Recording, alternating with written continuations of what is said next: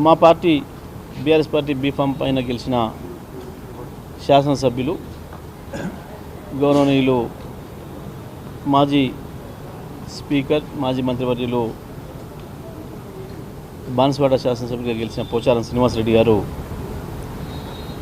ఏదైతే బీఆర్ఎస్ పార్టీని వీడి కాంగ్రెస్ పార్టీలో చేరినరో అదేవిధంగా మా జగిత్యాల శాసనసభ్యులు డాక్టర్ సంజయ్ కుమార్ గారు కూడా కాంగ్రెస్ పార్టీలో చేరినరో ఇది పూర్తిగా చట్ట వ్యతిరేకమైన పని, అవినీతికరమైన పని. ఈ పార్టీ ఫిరాయింపుల నిరోధక చట్టం ఉన్నది అని తెలిసి కూడా మరి వారు ఈ రకంగా పార్టీ మారడం అనేది సరైనది కాదు.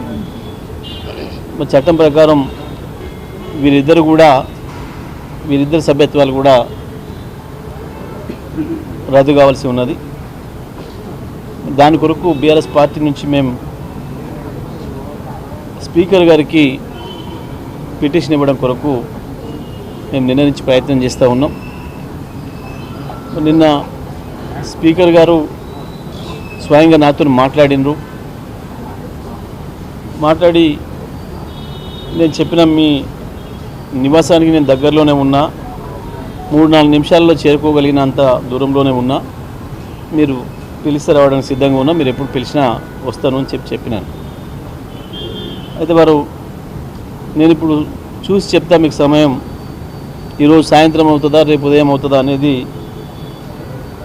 నేను నా వెసులుబాటును చూసుకొని చెప్తా అని చెప్పాను. తప్పకుండా స్పీకర్ గారు వారికి ముందే కార్యక్రమాలు ఉండవచ్చు కాబట్టి నేను ఇక్కడే వారి కొరకు వెయిట్ చేస్తూ ఉంటుంది. రాత్రి 7-8 గంటల వరకు కూడా ఇక్కడ నిరీక్షణ చేసి వారి ఓఎస్డీకి వారి ప్రయత్నం చేస్తే స్పీకర్ గారు దొరకలేదు, వారి ఓఎస్డీకి చెప్పి మరి ఇట్లా స్పీకర్ గారు మాట్లాడి వారు స్వయంగా సమయం ఇస్తా అని చెప్పారు. నాకు ఇంకా ఏం చెప్పలేదు.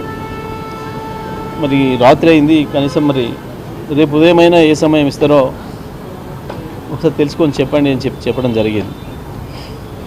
మళ్ళీ ఈరోజు ఉదయం నుంచి కూడా నేను ప్రయత్నం చేస్తూనే ఉన్నా. మరి ఇంతకుముందు ఒక గంటన్నర క్రితం వారి ఓఎస్డీ గారు మాత్రం ఫోన్లో దొరికారు. నాకు దొరికి సార్ వికారాబాద్కి వచ్చిండ్రు, ఇక్కడ ఏదో కార్యక్రమాల్లో పాల్గొంటున్నారు అనే మాట చెప్పాను. నేను చెప్పిన మరి ఏ సమయానికి మళ్ళీ వస్తారు, ఏ సమయానికి నన్ను ఎక్కడికి రమ్మంటారు చెప్తే వారు ఎక్కడ చెప్తే అక్కడ రావడానికి నేను రెడీగా ఉన్నా, చెప్పండి అని చెప్పినాం.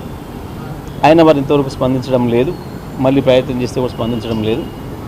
మరి మేము తప్పని పరిస్థితులలో మాకున్న ఇతర మార్గాలు ఈమెయిల్ ద్వారా మేము మా కాంప్లైంట్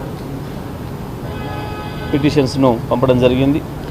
అదేవిధంగా స్పీడ్ పోస్ట్ ద్వారా కూడా పంపించడం జరిగింది. 2 మార్గాల ద్వారా స్పీకర్ గారి ఈమెయిల్కి పంపించడం జరిగింది. వీరిద్దరిపైన 2 పిటిషన్లు,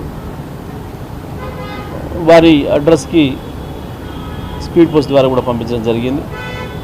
ఇదే సందర్భంలో శాసనసభ కార్యదర్శికి కూడా పంపించడం, మరి స్పీకర్ గారికి అందజేయండి అని చెప్పి. స్పీకర్ గారు దానిపైన ఏం స్పందిస్తారు, తదుపరి వారు ఏం చర్యలు తీసుకుంటారనే దాన్ని బట్టి మా చర్యలు ఉంటాయి.